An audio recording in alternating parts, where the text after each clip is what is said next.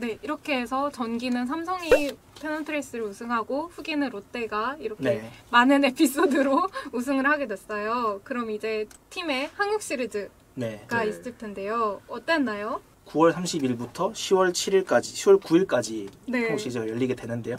이제 대구에서 열렸던 1차전에서는 4대 0으로 롯데가 승리를 합니다.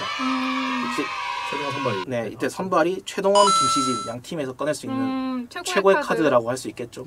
물론 롯데는 선택지가 최동원밖에 없었고 삼성은 김시진을 내도 되고 김일용을 내도 되고 그랬는데 당시에 김영덕 감독이 물어봤다고요. 김시진한테 너가 2, 3, 5차전을 나갈래?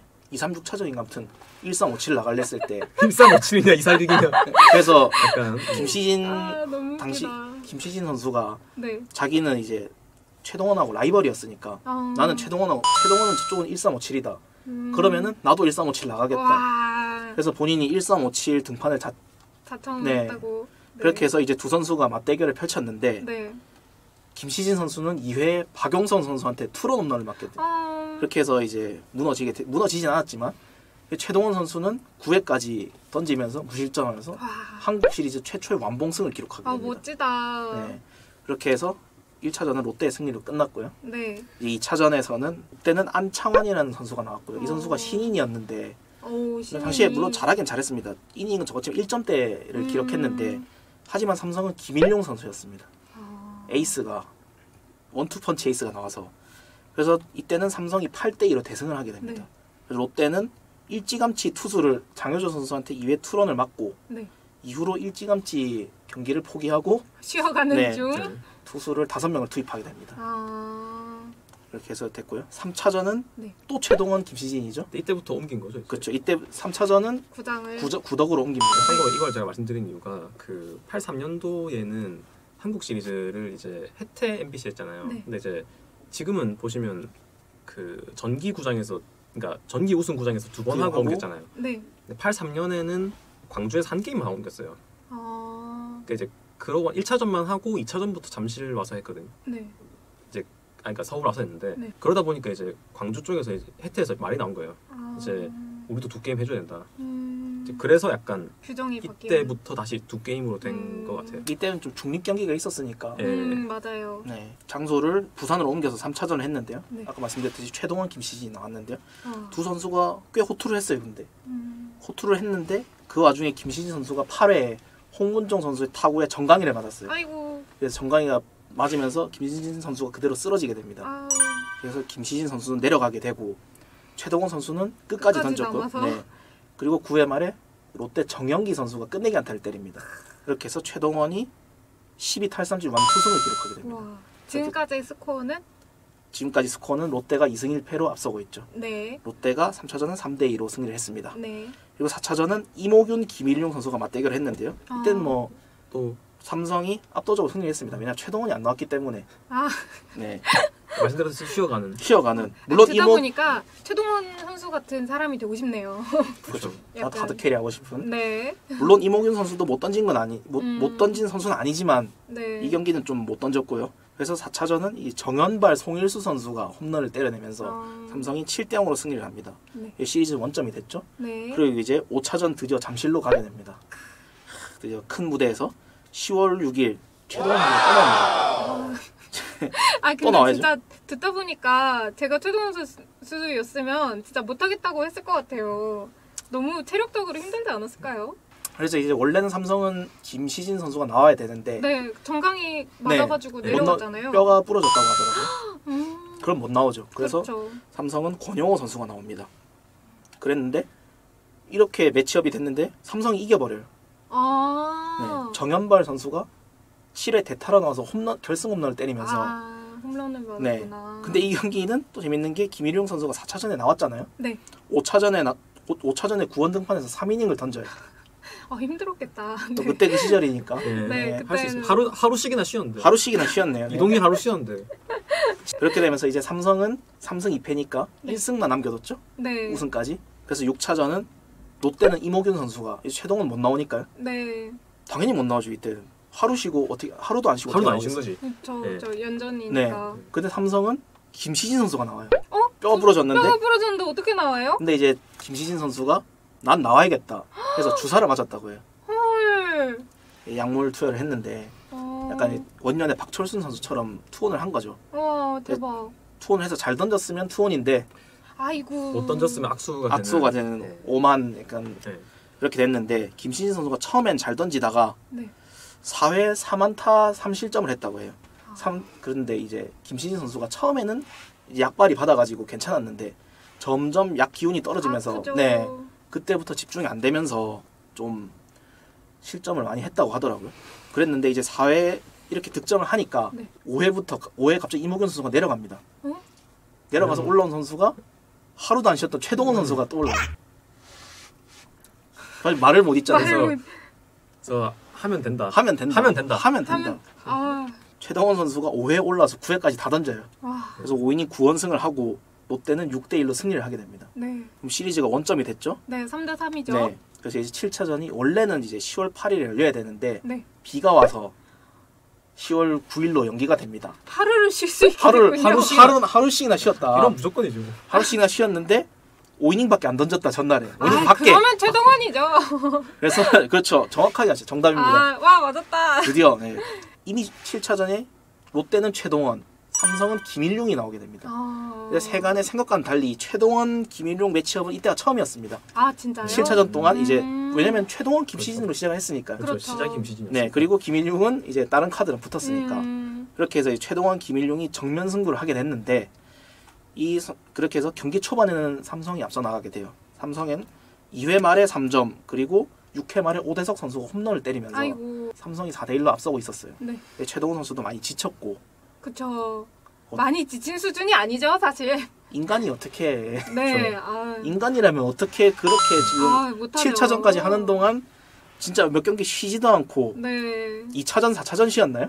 그렇죠. 2사 쉬고 나머지 이동일 맞네. 그거 쉬고 비 와서 하루 쉬고. 롯데가 7회 초에 유도열 선수가 안타를 칩니다. 이 선수가 나중에 나오겠지만 그 전까지 극심한 부진에 시달리다가 이때 오랜만에 안타를 쳤어요. 19타수 네. 1안타. 네. 하다가 겨우 이제 안타를 19타수 1안타. 그래서 20타수 2안타가 된 거죠. 그랬는데 그 다음에 한문현 선수가 우익수 쪽 빠른 타구를 날렸는데 장효조 선수가 만세를 부른 거죠. 하다가 이제 타구를 놓친 거예요.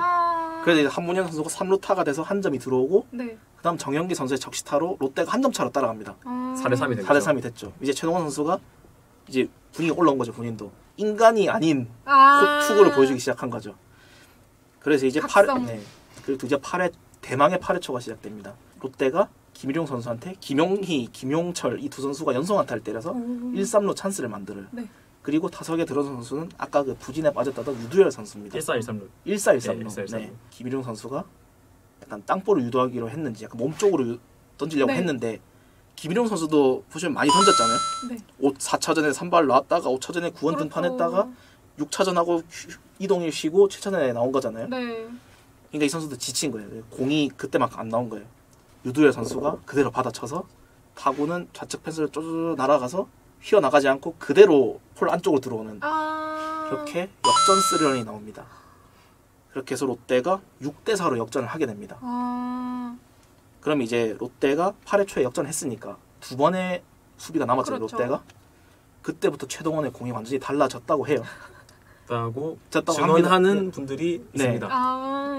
당시에 그 유두열 선수가 나중에 인터뷰에서 얘기했는데 자기가 홈런 치고 나서 최동원의 공을 보니까 완전히 달라졌다. 그때부터 생기가 돌았다. 네. 우승이 눈앞에 있으니까요. 눈앞이니까 진짜. 마치 1차전 던진 것처럼 사실 롯데가 한번 위기를 맞이했어요. 8회 말에. 1-4-3루 위기를 맞이했는데 유격 2루수 뜬공을 쳤는데 삼성이 약간 2루수가 뒷걸음질 쳐서 거의 약간 우익수 비슷한 좀 그래서 이제 송구를 하기 좀 어려운 그렇게 해서 3루주자가 태그업을 했어요. 근데 홈으로 들어왔는데 이 2루수가 아까 83년도에 말씀드린 박영태 선수가 2루수였습니다. 이 선수가 뒷걸음질 치면서 그대로 공을 던진 거예요. 근데 그게 호수 한문현 선수의 밑에 정확하게 들어오면서 3루주자를 태그아웃 시킵니다. 그렇게 해서 위기를 한번 넘기게 됩니다. 이거 한번 그게 이제 호수 태그아웃 하고 나서 이제 그 최동원 선수랑 한문현 선수가 하이파이브하는 그런 장면이 있는데 이제 명장면이겠네요. 또 그게 이제 명장면으로 돼서 이제 또 이렇게 되게 신나 보이네요. 그렇죠. 신나는 신날 수밖에 없죠. 왜냐면 지금 가장 절체절명의 위기에서 잡아보니까 와.